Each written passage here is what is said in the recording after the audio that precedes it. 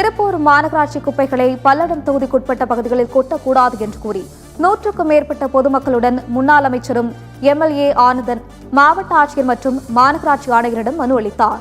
திருப்பூர் மாவட்டம் பல்லடம் தொகுதிக்குட்பட்ட இடுவாய் பகுதியில் மாநகராட்சி குப்பைகள் கொட்டப்படுவதால் இப்பகுதியில் வசிக்கும் பொதுமக்களுக்கு பல்வேறு உடல் உபாதைகள் ஏற்படுவதாக புகார் எழுந்துள்ளது.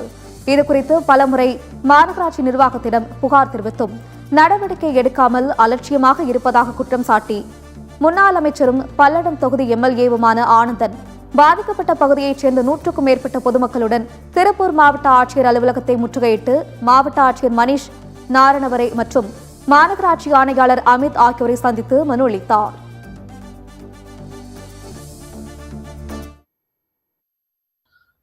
வார்டில் இந்த குப்பை சேகரிக்கிறது பூரா கொண்டு போய் கிராமப்புறத்தில் ஓட்டினா கிராமத்து போகிறதுக்காரர் என்னங்கிறாங்க, உங்கள் முனிசிபாலிட்டியிலேருந்து குப்பை எதுக்கு இங்கே கொண்டு வந்து கொட்டுறீங்கன்னு கேள்வி. இதே பார்த்தீங்கன்னா தொடர்ந்து இந்த 4-5 மாதங்களாகவே பல்லடம் தொகுதியில் குறி வச்ச மாதிரி கொண்டு வந்து கொட்டிட்டு இருக்கிறாங்க.